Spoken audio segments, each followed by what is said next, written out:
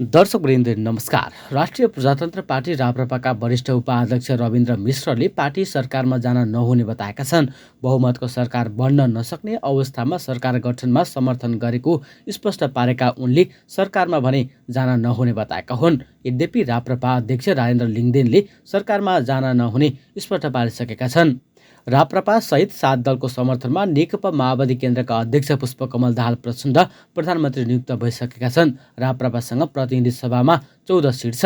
वरिष्ठ उपाध्यक्ष मिश्रले मङ्गलबार ट्विट गर्दै 3 वटा शर्तमा मात्रै सरकारलाई दिएको समर्थनलाई निरन्तरता दिन सकिने बताएका छन्। पुस 27 गते राष्ट्रिय एकता दिवस वा नेपाल दिवस घोषणा गर्न माग गरेको उनले संविधानको अन्तिम मस्यौदा तयार पार्दा संविधान सभाले जनतासँग धर्मनिरपेक्षताबारे सङ्कलन गरेको जनमतको यथार्थ विवरण सार्वजनिक गर्न पनि माग गरेका छन्। तेस्रो शर्तमा उनले उच्च स्तरीय नागरिक आयोग गठन गरेर 2046 सालपछिका सबै उच्च पदस्थको सम्पत्ति छानबिन गरी दोषीलाई कारबाही गर्न माग गरेका छन्। यी 3 शर्त पूरा नभए सरकारलाई दिएको समर्थनलाई निरन्तरता दिन नसक्ने स्पष्ट पारेका छन्। यता नयाँ सत्ता समीकरण बनेपछि सत्ता गठबन्धनमा एकीकृत समाजवादीलाई भित्राउने तयारी भएको छ। बुधबार बिहान ललितपुर स्थित प्रधानमन्त्री पुष्पकमल दाहाल प्रचण्डको नातेदारको सिटी स्क्रिप्ट अपार्टमेन्टमा सत्ता गठबन्धनमा आबद्ध शीर्ष नेताहरूबीच छलफल भएको हो। प्रधानमन्त्री प्रचण्ड र एकीकृत समाजवादीका अध्यक्ष माधव कुमार नेपाल पुगेका थिए। उक्त अपार्टमेन्टमा प्रचण्ड र नेपाल लगायतका नेताहरूबीच कुराकानी भएको छ। प्रचण्डले नेकपा एमालेका अध्यक्ष केपी शर्मा ओली र एकीकृत समाजवादीका अध्यक्ष नेपाललाई मिल्न आग्रह गरिरहेका छन्। प्रचण्डले नै उनीहरूबीच भेटवार्ता गराउन मध्यस्थता गरेका थिए। पार्टी विभाजनपछि पहिलोपटक प्रधानमन्त्रीको शपथ ग्रहण समारोहमा शीतल निवास पुगेका ओली र नेपालबीच संवाद भएको थियो। प्रधानमन्त्री प्रचण्डको शपथ ग्रहण समारोहमा ओली र नेपाल एकै ठाउँमा बस्न पुगेका थिए। एकीकृत समाजवादी पार्टीलाई सरकारमा सहभागी गराउन मङ्गलबार राति यसका अध्यक्ष नेपाल र उपप्रधान एवं अर्थमन्त्री समेत रहेका एमाले उपाध्यक्ष विष्णु पौडेल बीच भेटवार्ता भएको स्रोतले जनाएको छ। एकीकृत समाजवादीका मन्त्रीहरूले नेपाललाई सरकारमा जाने वातावरण बनाउन दबाब दिँदै आएका छन्। वाम गठबन्धन नेतृत्वको सरकार बनेकाले काङ्ग्रेसलाई बाहिर राखेर प्रचण्डसँगै सहयात्रामा रहेका नेपाललाई सहभागी गराउन नेताहरू लागि परेका हुन्। मङ्गलबार मात्र नेपालले प्रचण्डले जानकारी नै नदिई प्रधानमन्त्री बनेको गुनासो गरेका थिए। हाम्रो पार्टीलाई जानकारी नै नदिई प्रचण्ड अरूको समर्थनमा प्रधानमन्त्री भए। पत्रिकामा फोटो देखेर थाहा भयो। पार्टी कार्यालयमा आयोजित कार्यक्रममा उनले भनेका थिए, प्रचण्डजीको व्यवहारबाट म दुःखी भएको छु। काङ्ग्रेस र माओवादी दुवैबाट म पीडित भएको छु। दर्शकवृन्द, एकताको समेत तयारी भइरहेका बेला नेकपा माओवादी केन्द्रका अध्यक्ष पुष्पकमल दाहाल प्रचण्डले अचानक नेकपा एमालेसँग सहकार्य गरेर प्रधानमन्त्री बनेपछि नेकपा एकीकृत समाजवादीलाई सङ्कट आइलागेको छ। माओवादीले नेपाली काङ्ग्रेस नेतृत्वको 5 दलीय गठबन्धन नै भङ्ग गरेर एमालेसँग मिल्न पुगेपछि सबैभन्दा तनाव यति बेला नेकपा एकीकृत समाजवादीका अध्यक्ष माधव कुमार नेपाललाई परेको छ। त्यो तनावको झल्को सोमबार प्रचण्डले राष्ट्रपतिको कार्यालयमा शपथ लिँदा पनि नेपालमा देखिन्थ्यो। उनले त्यो तनाव मङ्गलबार पार्टी कार्यालय आलोक नगरमा पोखेका छन्। समाजवादी सुदूरपश्चिम प्रदेशले पार्टीको केन्द्रीय कार्यालयमा आयोजना गरेको प्रतिनिधि तथा प्रदेश सभामा निर्वाचित सांसदहरूलाई बधाई तथा शुभकामना कार्यक्रममा उनले प्रचण्डले आफूलाई एक वचन समेत नसोधी एमालेसँग हात मिलाएको दुखेस पोखेका छन्। उनले 2 वर्ष सहकार्य गरेको अवस्थामा प्रचण्डले हठात एमालेसँग सहकार्य गरेपछि आफू दुखित भएको पनि बताए। उनले 5 दलीय गठबन्धनमा रहँदा काङ्ग्रेसबाट आफूहरू पीडित भएको पनि बताए। चुनावमा हामी गठबन्धनमा थियौँ। चुनावी परिणामले शक्ति सन्तुलनमा हेरफेर भयो। पहिलो दल भएपछि काङ्ग्रेसलाई के भयो के न पायौँ भनेर खुट्टा भुइँमा न भाँडामा भयो। काङ्ग्रेस छोइ नसक्नु भयो। हामी काङ्ग्रेसको रवैयाबाट पीडित भयौँ। पहिले पनि पीडित थियौँ, अहिले पनि पीडित भयौँ। उता माओवादी रवैयाबाट पनि हामी पीडित भयौँ। काङ्ग्रेसले पनि हामीलाई हेप्यो, माओवादीले पनि हेप्यो।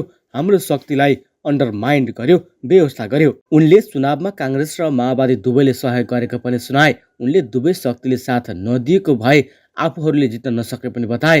चुनावपछि काङ्ग्रेसले आफ्नै शक्तिबाट सरकार चलाएको भन्ने अहमता देखाएको उनले बताए। नेपालले आफूहरूले लगाएको गुणलाई काङ्ग्रेसले नबुझेको पनि बताए। यता गृहमन्त्री तथा राष्ट्रिय स्वतन्त्र पार्टीका सभापति रवि लामिछानेले विशिष्ट व्यक्तिहरूको सुरक्षामा खटिएका मापदण्ड विपरीतका सुरक्षाकर्मीलाई 24 घण्टाभित्र फिर्ता गर्न निर्देशन दिएका छन्। लामिछानेको निर्देशन अनुसार मन्त्रालयका प्रवक्ता तथा सहसचिव फणीन्द्र मणि पोखरेलले जारी गरेको विज्ञप्तिमा कार्यविधिमा व्यवस्था गरिएको भन्दा विपरीत सेवा सुविधा लगायत व्यक्तिगत सुरक्षाकर्मी सहयोगी राखेको भए 48 घण्टाभित्र फिर्ता गर्न मात्र सुरक्षा निकायलाई निर्देशन दिएको छ।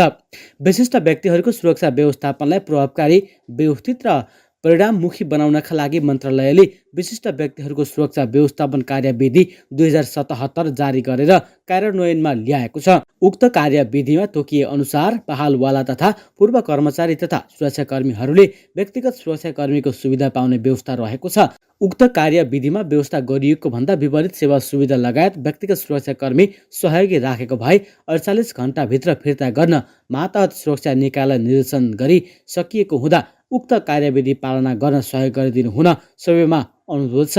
विज्ञप्तिमा भनिएको छ, सोमबार मात्रै लामिछाने गृहमन्त्रीमा नियुक्ति भएकामा कार्यभार सम्हाले लगत्तै उनले यस्तो निर्णय लिएका हुन्। यस्तै उपप्रधान तथा गृहमन्त्री रवि लामिछाने मङ्गलबार बिहान 9:30 बजे मन्त्रालय पुगेका थिए। कार्यालय खुल्ने समय 10 बजे भए पनि उनी आधा घण्टा अघि नै मन्त्रालय पुगेका हुन्।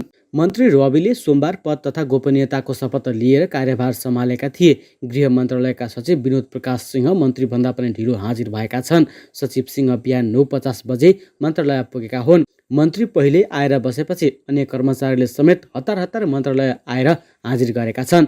मन्त्रीको कार्यकक्ष बाहिर पुष्पगुच्छा लिएर केही व्यक्ति बधाई दिन आएका थिए। यो सँगै राष्ट्रिय स्वतन्त्र पार्टीका अध्यक्ष रवि लामिछानेले पहिलो अवसरमा नै उपप्रधान तथा गृहमन्त्री पाएर राजनीतिक छलाङ मारेका छन्। त्यसो त उनले राजनीतिक दल खोलेको 6 महिनाभित्रै प्रतिनिधि सभामा 20 सिट जितेर चौथो ठुलो दल बन्न सफल भएका थिए। त्यो पनि लामिछानेको राजनीतिक छलाङ नै थियो। उनले एकपछि अर्को छलाङ मार्न सफल भएका हुन्। एमाले माओवादीको नयाँ सत्ता गठबन्धनमा सहभागी भएका राष्ट्रिय स्वतन्त्र पार्टी अध्यक्ष लामिछानेले जब सोमबार मन्त्री परिषद गठन हुँदा उपप्रधानमन्त्री तथा गृहमन्त्रीको जिम्मेवारी पाए तब सर्वसाधारण चकित जस्तै भए। कतिपयले त यसलाई फिल्म जस्तै तुलना पनि गरे। रवि उपप्रधानमन्त्री तथा गृहमन्त्री हुँदा 3 घण्टाको फिल्मको कथा हेरे जस्तो अनुभूति गरेको सर्वसाधारणले भने। उनी शीतल निवासमा गृहमन्त्रीको शपथ लिएर सिंहदरबारमा जाँदा गृह मन्त्रालयमा छुट्टै माहौल सिर्जना भएको थियो। गृह प्रशासन अलर्ट जस्तै देखिन्थ्यो। शपथ सकेर मन्त्रालयमा पद बहाली गरेपछि उनले गरेको पहिलो निर्णय पनि चुनौतीपूर्ण नै देखिएको छ।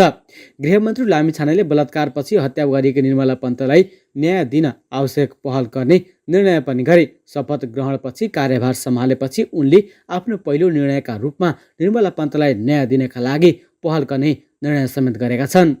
दर्शकवृन्द नमस्कार। प्रधानमन्त्री एवं नेकपा माओवादी केन्द्रका अध्यक्ष पुष्पकमल दाहाल प्रचण्डले सोमबार पद बहाली गरे लगत्तै मन्त्री परिषदको बैठक आह्वान गरे। आफ्ना मन्त्रालयमा पद बहाली गरेपछि 3 उपप्रधानमन्त्रीहरू विष्णु पौडेल, नारायण काजी श्रेष्ठ र रवि लामिछाने मन्त्री परिषद बैठकमा भाग लिन प्रधानमन्त्री कार्यालय पुगे। मन्त्रालयको जिम्मेवारी तोक्न बाँकी रहेका मन्त्रीहरू समेत मन्त्री परिषदको बैठकमा सहभागी थिए। प्रधानमन्त्री भएपछि प्रचण्डले मन्त्री परिषदको बैठक बोलाएका हुन्। बैठक सुरु भएपछि प्रधानमन्त्री प्रचण्डले उपप्रधान तथा गृहमन्त्री रवि लामिछानेलाई तत्कालका लागि सरकारको प्रवक्ता बन्न भनेका थिए। अन्य मन्त्रीहरूले पनि प्रचण्डको प्रस्तावलाई सहजै स्वीकारेका थिए। तर गृहमन्त्री लामिछानेले सरकारको प्रवक्ता बन्ने प्रधानमन्त्री प्रचण्डको प्रस्ताव अस्वीकार गरेका थिए। बैठकमा केही असहजता देखिएको थियो। प्रधानमन्त्री प्रचण्डले दिन लागेको जिम्मेवारी रविले स्वीकार गरेनन्। प्रधानमन्त्रीज्यूले मैले गरेको निर्णय हो। सूचना र सञ्चार प्रविधि मन्त्री नियुक्त नभएसम्म तत्कालका लागि रविजीले सरकारको प्रवक्ता बनिदिनुहोस् भन्नुभएको थियो। तर गृहमन्त्रीज्यूले मान्नु भएन। बैठकमा सहभागी एक मन्त्रीले भनेका छन्। प्रधानमन्त्रीज्यूले केही असहज मान्नुभयो। उनले भने केही बेरको सवाल जवाफपछि प्रधानमन्त्री प्रचण्डले उपप्रधान एवं अर्थमन्त्री विष्णु पौडेललाई सरकारको प्रवक्ताको जिम्मा दिएका हुन्। उपप्रधानमन्त्री पौडेलले प्रधानमन्त्रीको प्रस्ताव सहजै स्वीकार गरे पनि गृहमन्त्रीको जिम्मेवारी सम्हाल्दै गर्दा लामिछानेले आफू मन्त्री परिषदमा समेत प्रतिपक्षको रूपमा आवाज उठाउने भनेका थिए। सरकार बाहिर हुँदा नै प्रचण्ड र रविको सम्बन्ध सुमधुर छैन। एकले अर्काको कडा आलोचना गर्दै आएका छन्। हाल रविको नागरिकता विवाद सर्वोच्च अदालतमा विचाराधीन छ। नागरिकताको विषयलाई लिएर विवादमा आएका व्यक्तिलाई गृह मन्त्रालयको जिम्मेवारी दिएपछि प्रधानमन्त्री लगायत गठबन्धनका नेताहरूको समेत विरोध भएको छ। गृह मन्त्रालय मन्त्रालयमा बहाली हुँदै गर्दा सञ्चारकर्मीहरूले रविलाई नागरिकता विवादबारे प्रश्न गरे, तर उनले अदालतमा मुद्दा चलिरहेको भन्दै केही प्रतिक्रिया नदिई उम्किए। नागरिकता विवादबारे आफूमाथि तिर्सिने गरेका प्रश्नको सामना गर्नुपर्ने भएले रविले सरकारको प्रवक्ता हुन अस्वीकार गरेको स्रोतले बताएको छ। पद बहाली गर्ने क्रममा रविले एजेन्डा अनुसार आफू सरकारभित्र पनि प्रतिपक्ष बन्ने सार्वजनिक गरेका थिए। यता पूर्व प्रधानमन्त्री शेरबहादुर देउवा तथा उनका निकटस्थ नेताहरूमाथि तीव्र आलोचना बढेको छ। पत्नी आरजू राणा देउवा र कोही विश्वासपात्रकै कारण काङ्ग्रेस सत्तामा सबै पद गुमाएको भन्दै सामाजिक सञ्जालमा नेता कार्यकर्ताले देउवाको आलोचना गरेका छन्। पार्टीका जिम्मेवार नेता कार्यकर्ताले नै देउवासहित आरजू राणा, डाक्टर प्रकाश शरण महत, पूर्ण बहादुर खड्का, ज्ञानेन्द्र बहादुर कार्की, बालकृष्ण खाँड, उहाँकी पत्नी मन्जु खाँड, नेताहरू रामचन्द्र पौडेल, विमलेन्द्र निधि, प्रकाशमान सिंह र एनपी साउद समेतलाई लक्षित छरपष्ट गालीको वर्षा गरेका छन्।